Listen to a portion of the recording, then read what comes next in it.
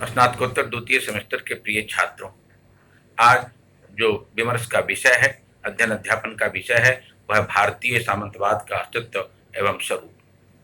जैसा हम सभी जानते हैं कि प्रारंभिक मध्यकाल में अर्थव्यवस्था का मूल आधार कृषि थी और कृषि उत्पादन पद्धति के दो प्रमुख अंग थे, राजा या राज्य और दूसरा किसान या रैयत। इन दोनों के बीच एक बिचौलिया वर्ग खड़ा हो गया, जिसे कुलीन किसान या कृषक भूपति या सामंत की संज्ञा दी गई। इनके नामों को लेकर, इस व्यवस्था को के नामकरण को लेकर विद्वानों के बीच मतभेद भी हैं, विद्वानों के बीच विभिन्न प्रकार के तर्क वितर्क भी हैं। कुल मिलाकर दो धड़ों का निर्माण यहाँ हमें दिखाई पड़ता है। एक धरा डी कोसाम्बी, जिनकी पुस्तक है on the development of federalism in India, जो 1954 ईस्वी में आई, और इनके साथ 1965 में प्रोफेसर रामचरण शर्मा, जो बड़े प्रसिद्ध इतिहासकार हुए, उन्होंने इंडियन फेडरलिज्म नामक पुस्तक लिखकर इस विचारधारा को आगे बढ़ाया। इसी विचारधारा को सहयोग करने में प्रोफेसर रमीला थापर, इरफान हबीब, डी.एन. झा, सतीश चंद्रा आदि लोगों का भी नाम मुखरता से, प्रमुखता से आता है। इन इतिहासकारों ने इसे भारतीय सामंतवाद का नाम देने की बात की, और इसके विपरीत ब्रिटिश इतिहासकार समर्पित भारतीय इतिहासकारों का भी एक झुंड है, एक ग्रुप है, एक समूह है, जिसमें डॉक्टर बी.डी. चट्टोपाध्याय और हरवंश मुखिया का नाम प्रमुखता से आता है। अब हम जरा सा इस बात की ओर चलना चाहेंगे कि प्रोफेसर रामचरण शर्मा ने जिन्होंने इस पर विशेष प्रकाश डाला है, उनका मानना था कि प्रारंभिक मध्यकाल में भारतीय सामंतवाद में के कुछ लक्षण थे। ये लक्षण किस प्रकार हैं, कुछ विशेषताएं थी जिसका उन्होंने अध्ययन किया, जिसको उन्होंने सामने रखा है। पहली बात उन्होंने जो बताई, उनका कहना था कि प्रारंभिक सदी में ब्राह्मण और धार्मिक संस्थाओं के भू अनुदान में लगातार वृद्धि हुई, अप्रत्याशित वृद्धि हुई। दूसरी बात उन्होंने यह बताया कि यह परिपाटी गुप्त काल में राजकीय कर्मचारियों को, सेवकों को उनकी सेवा के बदले भूमि दान में दी गई, जिसे हम अग्रहार कह रहे हैं। बाद में उसमें भी थोड़ा परिवर्तन हुआ आगे चलकर, उसी में हम देखते हैं कि ब्रह्मदेव भूमि आती है, फिर देवदान या परिहार भूमि आती है। तीसरी बात जो उन्होंने बताई कि राज्य के द्वारा या राजा के द्वारा जो जमीन दानग्रही को दी गई, तो दानग्रही को केवल राजस्व वसूलने का अधिकार दिया गया, लेकिन कालांतर में वो जमीन के मालिक हो गए, भूस्वामी हो गए।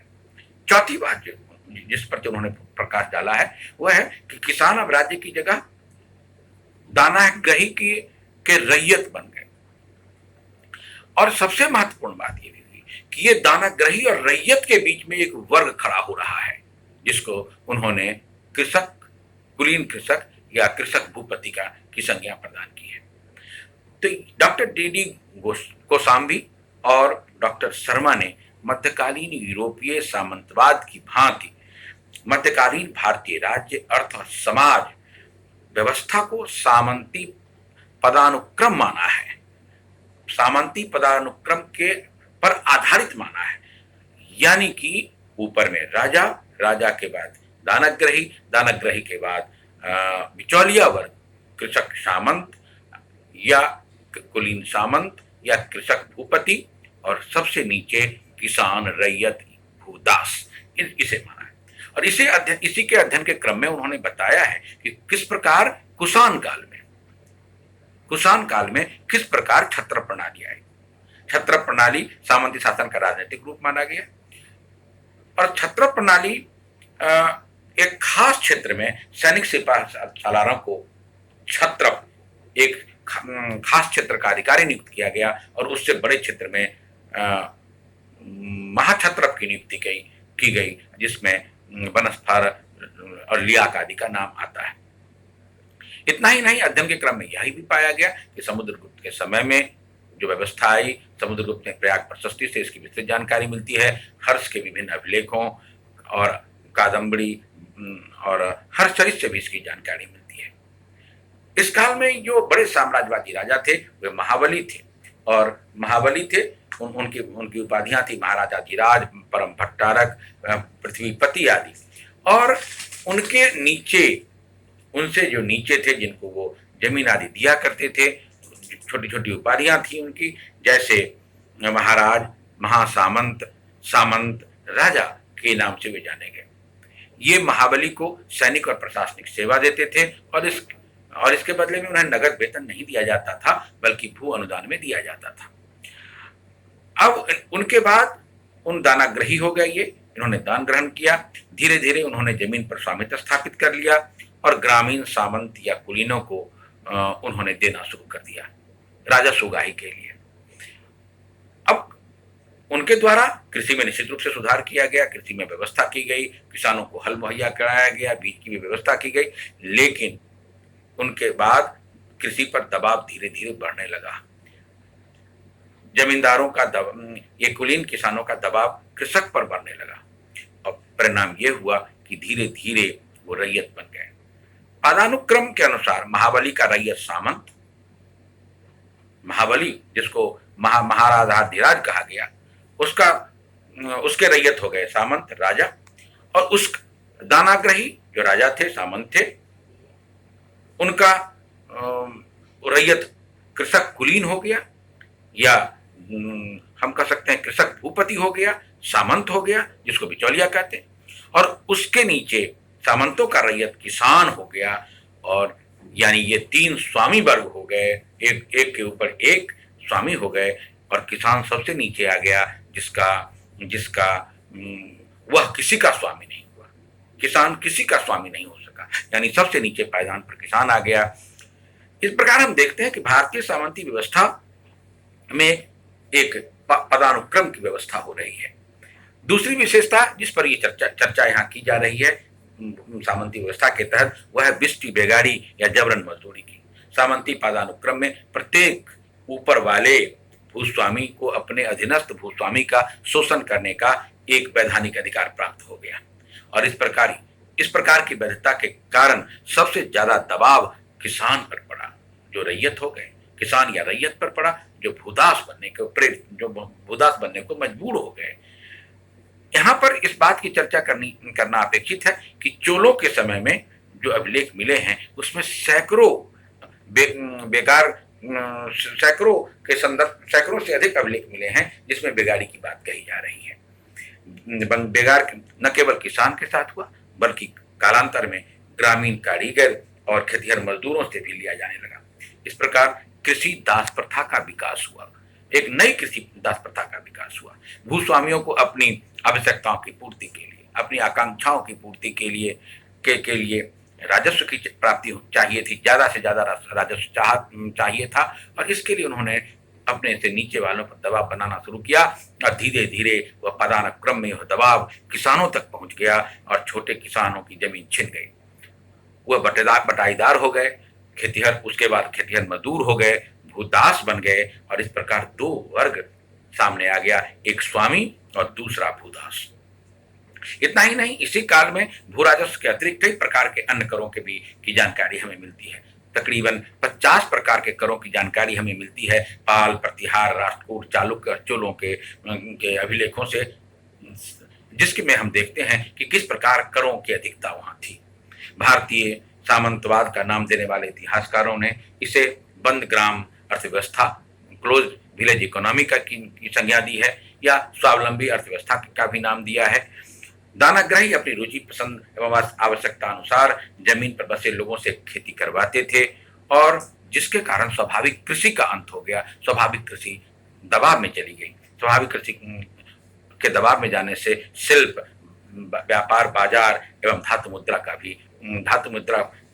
भी ह्रास हुआ, और जिसका पुनः उत्थान हम 10वीं सदी में देखते हैं। यद्यपि भारतीय सामंतवाद का नाम देने वाले इतिहास इसे यूरोपीय सामंतवाद से थोड़ा भिन्न भी मानते हैं, इसलिए भारतीय किस्म का यह सामंतवाद माना गया है, जो भारतीय परंपरा और व्यवस्था के तहत उत्पन्न हुई। भारत में यह व्यवस्था कृषि पर आधारित आर्थिक सामाजिक व्यवस्था थी। यूरोपीय सामंतवाद से इसकी समानता को देखा जा सकता है, जिसमें पदानुक्रम को की बात होती है। एक दूसरी बात हो सकती है बेगार का जो विशेषाधिकार था, और तीसरा ऊपर से नीचे की ओर शोषण की जो प्रवृत्ति थी, ये समानता के रूप में कही गई बात, और भिन्नता के रूप में, यूरोपीय सामंतवाद से भिन्नता के रूप में ये कही गई कि यहाँ जातिवाद था और किसी न किसी रूप में एक दूसरे पर निर्भर रहने की प्रवृत्ति भी थी। कुल मिलाकर यूरोप में इस व्यवस्था के मूल में जो हम देखते हैं वो योद्धा वर्ग था और पादरी पोप का गठबंधन था। भारत में भी इसके मूल में योद्धा वर्ग यानी शासक वर्ग, योद्धा वर्ग जो क्षत्रिय राजपूत थे, और ब्राह्मणों का एक गठबंधन था जो इसके लिए उत्तरदायी था, जिसके अधीन यह व्यवस्था उत्पन्न हुई थी। इसलिए इन विद्वानों ने इसे भारतीय सामंतवाद का नाम दिया है। दूसरी तरफ देखते हैं प्रारंभिक मध्यकाल में आर्थिक, सामाजिक एवं राजनीतिक स्वरूप को भारतीय सामंतवाद की संज्ञा का विरोध भी शुरू हुआ, और कुछ अंग्रेजी इतिहासकार जैसे मैटलैंड और उनके साथ उन्हीं मैटलैंड, जिन्होंने कहा था कि सामंती उद्भव में सत्ता के विकेंद्रीकरण और संप्रभुता के हिस्सेदारी का सिद्धांत है, उसी का समर्थन भारतीय इतिहासकार बीडी चट्टोपाध्याय और हरवंश मुखिया ने किया। और इन लोगों का मानना था कि किसान राज की बात थी, ये स्वायत्त किसान समाज या स्वायत्त किसान व्यवस्था, अर्थव्यवस्था उत्पन्न हो विकसित हुई थी इस काल में। और इसके लिए उन्होंने 10वीं 12वीं सदी में जो चोल साम्राज्य था, वहाँ जो कृषि व्यवस्था थी, भू व्यवस्था थी, उसकी चर्चा इन्होंने विस्तृत रूप से की है और बताया है कि ग्राम पंचायत और अपनी सीमा की भूमियों का वितरण अपने ग्रामवासियों में करता था। ग्रामपति, जिसे नट्टार कहा जाता था, राजा के द्वारा नाडू क्षेत्र में चोल राजा के द्वारा भू दान नट्टार को दिया जाता था, और जो नट्टार गैर ब्राह्मण हुआ करते थे। इस प्रकार दक्षिण भारत में स्वायत्त ग्राम अर्थव्यवस्था या स्वायत्त किसान समाज या किसान राज का जो उदय हुआ, इसको इन्होंने आधार बनाया, और इस आधार पर इन लोगों ने भारतीय सामंतवाद कहना उचित नहीं समझा। इनका मानना था कि ये किसान राज की बात थी, स्वायत्त ग्राम अर्थव्यवस्था का उदय हो रहा था या स्वायत्त किसान समाज का उदय हो रहा था, जिसमें कृषि का भी विकास हो रहा था, कृषि के क्षेत्रों का विकास हो रहा था। जिस क्षेत्र पर राजा नहीं पहुंच पा रहे थे, वहां ये ब्राह्मणों को देने से, जहां पर ब्राह्मणों को देने से, मठ मंदिरों को देने से या सैनिकों की सेवा के बदले में देने से, भूमि देने से क्षेत्रों का विस्तार हो रहा था। तो ये इनका मानना था। इस प्रकार हम देखते हैं कि दोनों पक्षों ने अपने अपने ढंग से इनकी व्याख्या की है, और प्रारंभिक अर्थव्यवस्था और कृषि व्यवस्था पर विशेष प्रकाश डाला गया है। ये किसी न किसी रूप से हम ये देखते हैं कि कृषि का विकास हुआ, कृषि के क्षेत्र में नए क्षेत्रों का उदय हुआ, कृषि के क्षेत्रों में नए क्षेत्रों का उदय और कृषि का विकास हुआ। तो दूसरी तरफ यह भी तय है कि कृषि और कृषक पर धीरे धीरे पदानुक्रम में दबाव बढ़ गया, उनका शोषण बढ़ गया, वो भूदास और रैयत बनने को विवश हो गए। और चूंकि दानाग्रही और किसान के बीच में एक बिचौलिया वर्ग आ गया, जिसे हम कुलीन कृषक या कृषक भूपति कहते हैं, और जिसे इतिहासकारों ने सामंत और ऐसी व्यवस्था को सामंतवाद और विचारधारा को सामंतवाद कहने का प्रयास किया है। कुल मिलाकर यह ऐसा कहा जा सकता है कि इसका नामकरण भारतीय सामंतवाद कहना ही उचित होगा, और वह ज्यादा निकट प्रतीत होता है। बहुत बहुत धन्यवाद।